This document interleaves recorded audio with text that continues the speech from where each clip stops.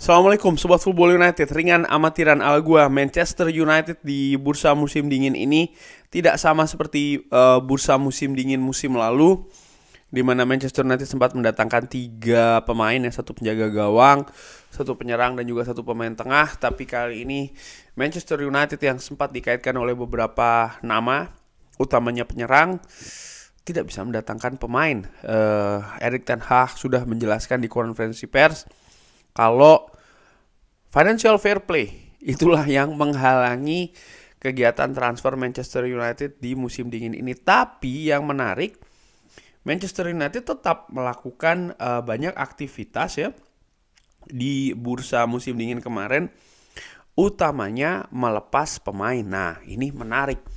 Memang ada banyak dugaan, asumsi juga, termasuk yang pernah gue sampaikan di channel Football United. Apakah memang Manchester United menumpuk dalam tanda kutip amunisinya untuk musim panas nanti, di bursa musim panas nanti. Jangan lupa bursa musim dingin kali ini, kegiatan operasional sepak bola di Manchester United ini sudah menjadi area penuh dari Ineos. Dan nampaknya Ineos, seperti yang banyak dikabarkan ya, akan memperbaiki sisi rekrutmen dari Manchester United. Dan rekrutmen ini bukan berarti hanya mendatangkan saja, tapi juga termasuk melepas pemain. Manchester United yang selama bertahun-tahun sering sekali menderita kerugian menurut gua, neracanya tidak berimbang. Kenapa? Karena ketika mendatangkan pemain itu pasti over value, terlalu tinggi, terlalu mahal. Lalu ketika pemain tersebut tidak perform dan dilepas, harganya jatuh sejatuh-jatuhnya. Dan ini tentu saja dari sisi neraca tidak bagus. Manchester United selama 10 tahun terakhir ini ketika melepas pemain sangat jarang ya yang memberikan nilai tambah, terutama dari valuasinya. Seingat gue hanya Daniel James, mungkin ada pemain lain tapi gue tidak ingat sama sekali. Yang gue ingat hanya Daniel James. Dan gue ingin memberikan contoh pemain-pemain yang dilepas karena ada pola yang menarik ini ya. Facundo Pellistri dilepas bergabung dengan Granada dengan loan deal ya, peminjaman dari Manchester United. Gue ambil sumbernya semua dari Fabrizio Romano by the way. Ada loan fee dan juga gaji yang di cover oleh Granada. Nah, ini berarti ada penghematan dalam tanda kutip, karena bukan dalam tanda kutip, memang ada penghematan ya, karena memang gaji ditanggung oleh Granada dan ada pembayaran biaya peminjaman. Lalu dan menurut gua ya, Facundo Pellistri ini sangat kemungkinan besar sekali akan dijual sih di musim panas nanti menurut gua. Karena ya musim ini dia diberikan kesempatan, tapi menurut gua kapasitasnya masih belum sebagai pemain inti, pemain starter. Menurut gue pemain 22 tahun ini, ya 22 tahun kalau tidak salah, Facundo Pellistri ini ada banyak kesempatan musim ini dia diberikan, baik itu sebagai pemain pengganti maupun juga pemain inti ya, pemain starter.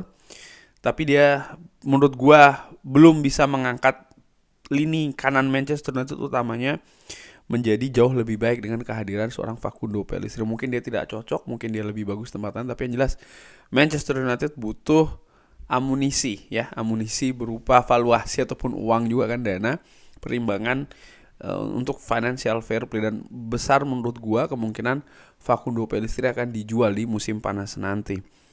Dan Gore pemain muda ini dipinjamkan ke Port Vale. Menurut gua ini seperti tradisional pinjaman ya, artinya dia untuk menambah jam terbang dari Dan Gore ini sendiri. Gue tidak berpikir akankah dia dilepas ya. Ada kemungkinan itu, tapi tidak sebesar, katakanlah 50-50 lah ya. Lalu Alvaro Fernandes ya di Benfica, pinjaman dengan opsi beli. Nah, ini menurut gue juga sama seperti Facundo Pellistri, kemungkinan besar akan lepas juga karena ada opsi beli di sana, peminjaman dengan opsi beli. Dan uniknya dia juga bergabung di Granada ya, tim yang dia sebelumnya bergabung di Granada, lalu dia ke Benfica ya kan, sementara Facundo Pellistri ke Granada. Lalu ada juga Matteo Meija. Ini ya secara permanen pindah ke Sevilla. Manchester United akan memiliki 25% sell on close. Jadi akan mendapatkan 25% kalau Meija ini dijual oleh Sevilla. Manchester United. Ini hal yang ya itu nanti kita lihat ini polanya. Lihat tadi, polanya adalah pinjaman dengan opsi beli. Pinjaman dengan opsi beli sekarang pinjaman dengan opsi beli, sekarang adalah dijual, tapi Manchester United ada sell on close. Artinya dapat 25% sell on close ya. Selanjutnya, Jadon Sancho ke Borussia Dortmund dengan pinjaman. Manchester United akan mendapatkan 4 juta euro. Ini biaya pinjaman. Gajinya kalau nggak salah ya di cover sebagian juga oleh Dortmund. Dan menurut gua jeli juga kenapa Manchester United memilih Borussia Dortmund. Walaupun ada beberapa opsi kan kabarnya termasuk juga oleh Saudi, tapi kenapa kok Borussia Dortmund? Akankah Jadon Sancho kembali lagi ke Manchester United? Menurut gua dengan apa yang dilakukan terhadap Erik ten Hag ya, gua menilai siapapun yang akan menjadi manajer Manchester United di musim panas nanti, apakah itu Erik ten Hag ataukah bukan Erik ten Hag, kecil peluang Jadon Sancho akan kembali ke Old Trafford. Kenapa? Karena apa yang dilakukan terhadap Erik ten Hag ya, dia melawan pelatih secara terbuka, manajer secara terbuka di depan publik. Ini bukan menunjukkan karakter pemain yang bagus. Ini juga pasti akan menjadikan pertimbangan bagi manajer selanjutnya Manchester United. Seandainya memang Erik ten Hag itu diganti. Lalu kedua, ini juga mengundang respek tidak baik dari rekan-rekan lainnya di Manchester United. Sehingga menurut gua Jadon Sancho dengan apa yang dilakukan kemarin itu bukan hanya menghancurkan hubungannya dengan Erik ten Hag, tapi juga menghancurkan hubungannya dengan skuad Manchester United, dengan klub Manchester United, sehingga besar peluang dia akan dijual di musim panas nanti. Nah, Manchester United sebagai klub tentu saja tidak ingin ketika melepas Jadon Sancho ini menderita kerugian yang besar, karena dia didatangkan sekitar 80 jutaan ya kan.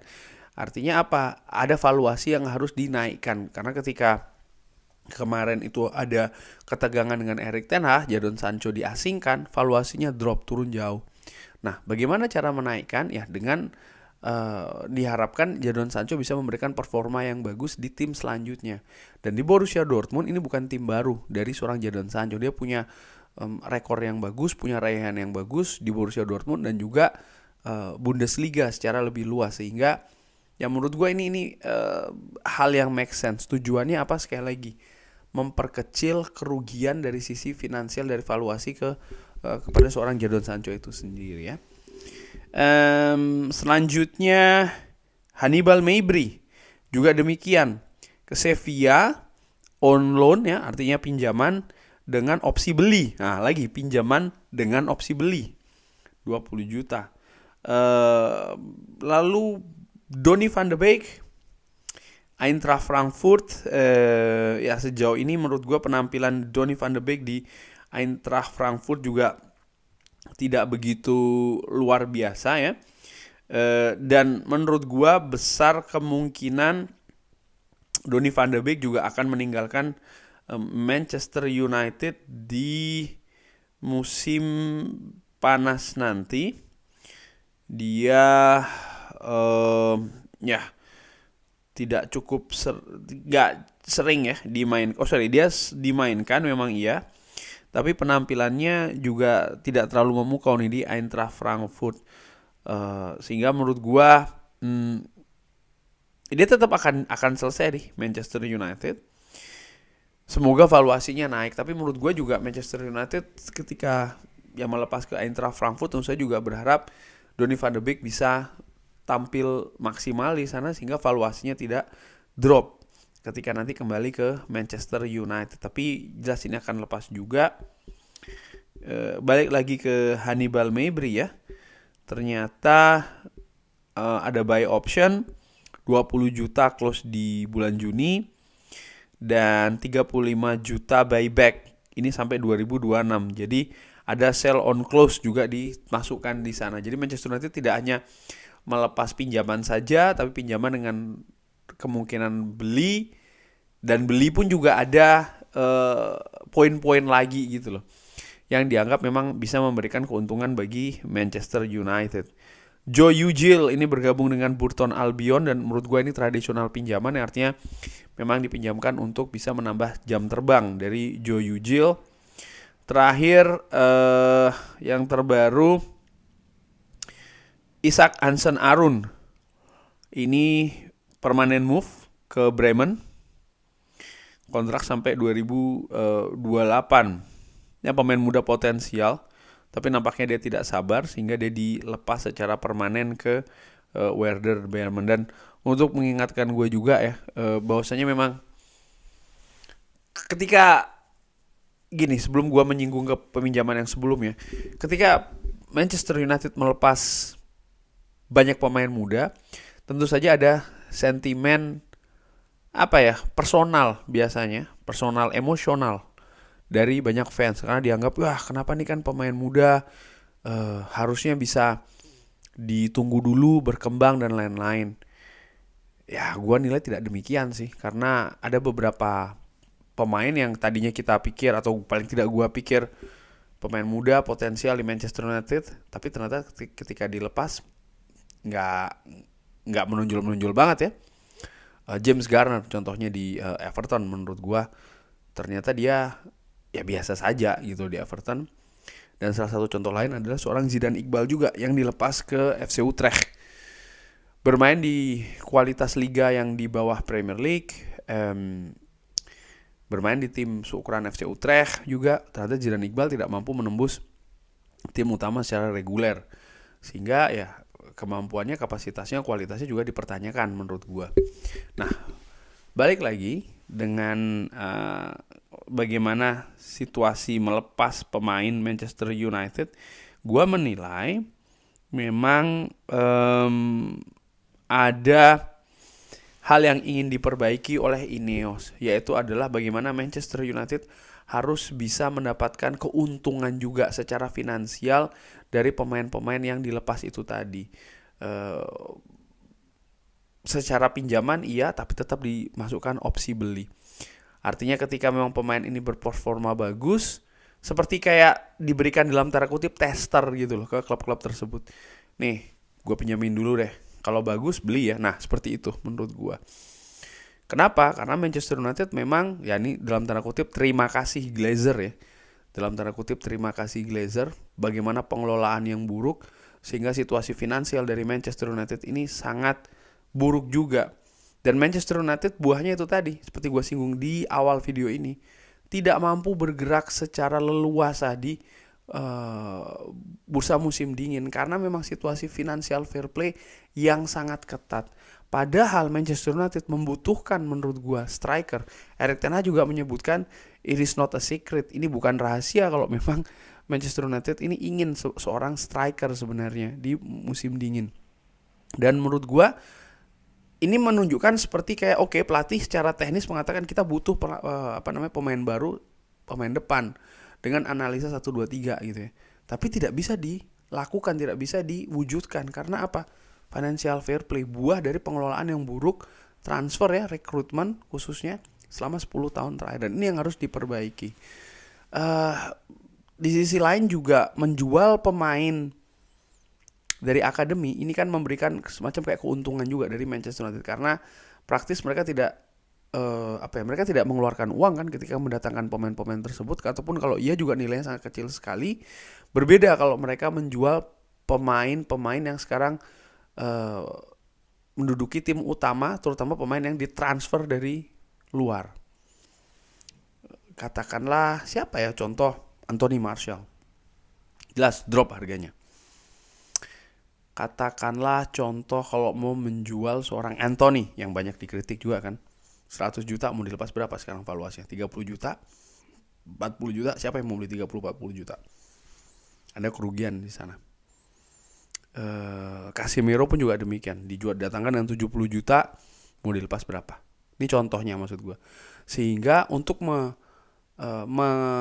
mengimbangkan neraca finansial, ya yang paling masuk akal menurut gue memang melepas pemain yang memang ketika didatangkan valuasinya seminimal mungkin, entah itu seperti apa. Dan menurut gue memang yang paling banyak adalah pemain muda gitu loh. Sehingga ya mungkin ini juga yang dikejar oleh Ineos supaya nanti di musim panas Manchester United bisa bergerak lebih leluasa lagi. Atau bisa jadi juga musim panas besoknya Manchester United belum bisa secara leluasa.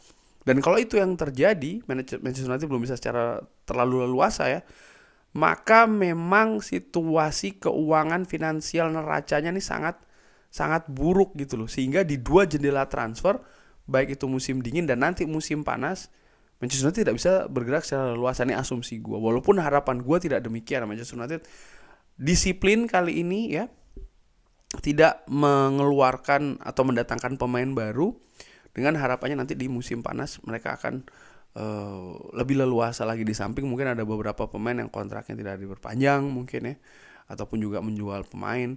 Kalau menjual pemain sih menurut gua, dari pemain yang saat ini ada di tim utama ya, ada beberapa nama tentu saja, tapi juga akan diimbangi gitu loh, karena ya mereka tidak ingin supaya terlalu banyak lah kerugian yang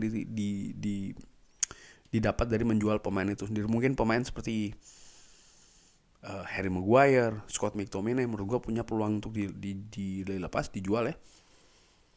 Lalu mungkin pemain belakang tadi sudah ya, Scott McTominay, dan Harry Maguire. Pemain-pemain dengan valuasi yang tinggi-tinggi kayak Anthony gitu, gue pikir belum akan dilepas. Jadon Sancho jelas, Mason Greenwood itu salah satu mesin dalam tanda kutip penghasil uang sih, bisa jadi menurut gue. Lalu siapa lagi? Anthony Martial jelas kontrak tidak diperpanjang kan? Menghemat pengeluaran gaji. Ya menurut gue pemain-pemain seperti itu sih yang punya peluang untuk dilepas oleh Manchester United. Harry Maguire dan juga Scott McTominay, itu dua pemain itu yang gue nilai betul punya peluang yang sangat besar akan dilepas di musim panas nanti oleh Manchester United. Rafael Varane juga ada peluang menurut gue untuk dilepas juga ya, kalau ada tawaran yang bagus datang, termasuk juga seorang Casemiro. Nanti kita lihat aja kan seperti apa. Tapi balik lagi ke video ini, di awal gue katakan memang ada pola yang berbeda, ada pattern yang berbeda dari Ineos. Nampaknya mereka tidak gegabah, mereka ingin rapi ya, mereka ingin merapikan. Dan ya ini mereka lakukan dengan situasi yang berbeda. Mereka lepas secara pinjaman, tapi tetap dengan opsi beri, seperti kayak memberikan tester gitu ya kepada tim-tim yang sekarang meminjam pemain-pemain Manchester United. Kurang lebih demikian. Terima kasih sudah menyaksikan. Jangan lupa like, subscribe. Wassalamualaikum warahmatullahi wabarakatuh. Thank you.